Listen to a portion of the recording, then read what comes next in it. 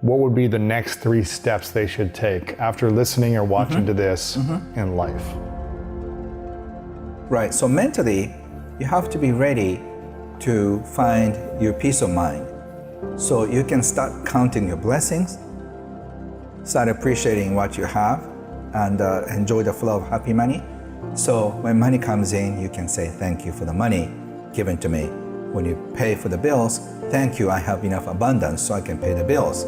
And start blessing people that you're giving money to. So by doing that, you can find your peace of mind. Yes. In whatever you do. And I think that's the basic. That's number 1. That's the base.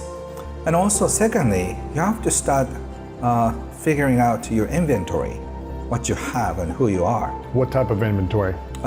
Both emotional and also your gift. I never knew I could write until I was 33. Really? My parents were so surprised, and my brother and sister, and many of my friends were so surprised that I became an author. And I was the one who got surprised most, by the way. Yeah. So I didn't know until I started writing. So I'm sure you have some kind of gifts buried in you, and you have to multiply them because only single gift is not taking you far. But if you can multiply your gifts of speaking, for example, and also listening, and a sense of humor, and the care, generosity, if you combine all of them, you become so unique. Yes. So once you become so unique, people start just coming to you because you're more attractive. Right. Yeah, so... Okay, so that's number 2 is find out your inventory of your assets and your gifts. And I'm also assuming your inventory of like how much money you have, your investments, what you... But it's not so important. Okay. Because if you are not making much, it's not right. Right? What skills do you have? Yeah. Skills, Right. So if your net asset is less than $300,000, don't worry about investing. I think you should invest in yourself. Invest in you. And take your friends out for dinner, because it's going to pay more dividend. So be generous with your energy, your time, your gifts. Yes. And then the third step would be start getting support from everybody. You know, I have, say, for example, more than 10,000 people sending me money every month as a form of subscription online salon. Yes. So, and I haven't promised anything to do for them. So it's just a love money. So This is what type of money? Love money. Love money. Yeah. So 10,000 people pay you money every month just because they love you. Yeah. $10. That's how I feel. So I have enough trust from people. So the happy money, so almost like is given in my custody, so I can help other people. That's cool. So if you start getting fan clubs or cheer supporters, so you can start with 5 people, and you can start having 10 people, 30 people. So the next economy will be very interesting because a lot of people support one another. So instead of working for one big company, say I have 300 people supporting me. Right. Say, and you can increase your monthly support money, say $100 per month. You know, if I get a support from 30 people, $100 a month, that's $3,000. Right. And if you get 50 people who are supporting you with $100, you already have a $5,000 income. So whatever you do, you don't have to be the next entrepreneur of the world. You can satisfy, or at least you can have deep connection with 50 people or 100 people who love you so much and who's not going to let you down when you fall. Yes. So if you have that strong trust from people, you don't have to worry about money for the rest of your life.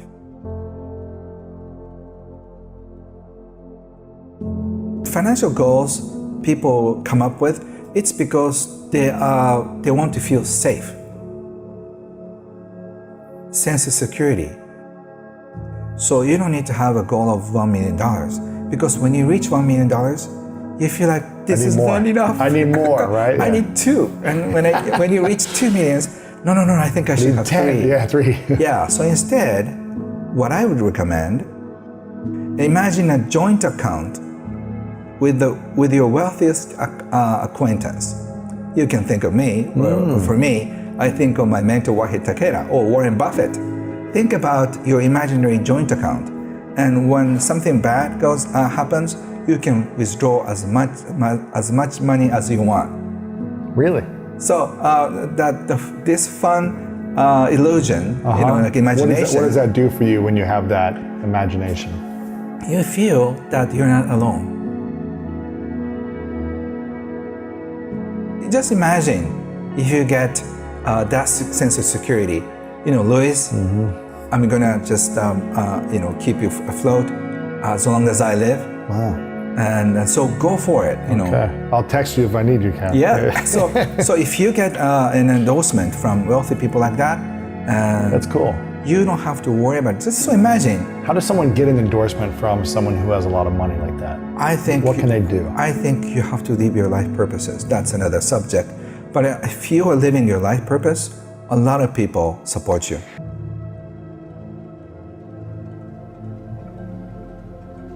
In my mind, wealth is an emotion. It doesn't really matter how much you have, how much you make. Because I've interviewed over the course of my career, I've interviewed many millionaires and billionaires, and some of them are very unhappy and very upset with everything. And also among the people who are struggling with life, there are also happy people and unhappy people. So I think wealth is an attitude. If you feel like you're so happy and so content with what you have, you are already wealthy. But if you have to struggle every day and you cannot find happiness either in your business or in personal life, I think you're not wealthy, even if you have billions in your bank account. The people with the radiance of appreciation often attracts more people and more opportunities. So this is not a new age or a spiritual thing. It's a practice to appreciate more. So what you appreciate appreciates. What should we be thinking about instead of like, I want to make $1 million? Should we be reframing that in a different way? First of all, you really have to figure out what you want in your life. So do you want to be a happy person or do you want to be a wealthy person? You can take both, but the way to happy and wealthy people only has an opening who aim for happiness first. I love this because most people think once I'm there, then I'll be happy, then I'll respect myself, then I'll get the attention I want. But what I'm hearing you say is the only way to happy and wealthy is through happiness first.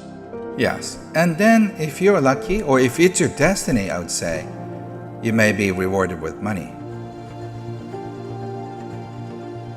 Money is the end result of what we get after serving the world.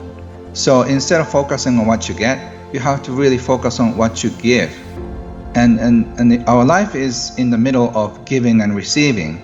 So unless we receive well, unless we give well, we can receive. So we are in this cycle of appreciation or resentment. Either cycle you're in, your life exists. So if you start appreciating your life about everything, including money, your life will be filled with money and appreciation. If your life will be filled with resentment, anger, and fear around money and also around life, your life will be also surrounded by fear and resentment and anxiety. Whatever you invest could end up in half or 30% down. So instead, I recommend people start looking at invisible assets. Because what if you lose everything overnight? If you have gold, what if the government tries to take away to pay all the bills and stuff, which is really happening in China, by the way. Really? So if that happens, I guess you have to be prepared for unthinkable situations. But as I said, if you have so many friends who can support you financially or emotionally, you're okay. So instead of having so much money in the bank account, you should have the trust and strong connections with friends around you and also reputation with your clients. So whatever happens, if you have the strong connections with people around you, you can start over from zero. from zero. I asked you this in our last interview. I said, okay, Ken, imagine you've lost all your money right now. And you had to make $1 million in a year. I don't know if you remember your answer, but I asked you this and you said, I said, what would you do? And you said, well, I would just call my friends up and say, can you give me money? I'd call 10, 20 of my friends up and say, can you give me 100,000 each? Or can I stay in your house for free? And you would offer a service to those wealthy friends that you've created trust and invisible assets with. Right. And sell them something new or whatever it might be. And it's because you have great relationships. Right. That's why you could do that. Yes. So what I'm hearing you say, Ken, is it's important to invest in yourself, which is developing more credibility, respect, and a better reputation with your friends, your colleagues, the industry you're in, your team, things like that.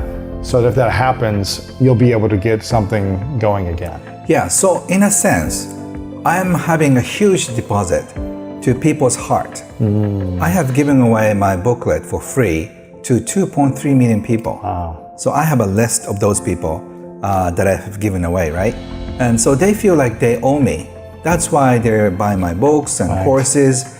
So I have a huge sort of invisible asset and trust already saved up. And I've been giving away for so many things for the past 20 years. I've done lectures for free. I've done so many volunteer work for the people who are in need. So I have this reputation and trust among people. So in the next situation, so whatever happens, I can say, I'm going to talk about the next situation and how we can build our assets in the new currency system, new financial system. A lot of people want to listen to me. So I have built enough credibility. So that's why I'm not afraid of going bankrupt. Because if I go bankrupt, I can say the joy of bankruptcy. I can just say 8 steps to recover from bankruptcy. Right, you have a new book. Right, whatever That's that what is. I did, and I'll teach you how to do it. Yeah. Right, so I'm not worried about anything at all.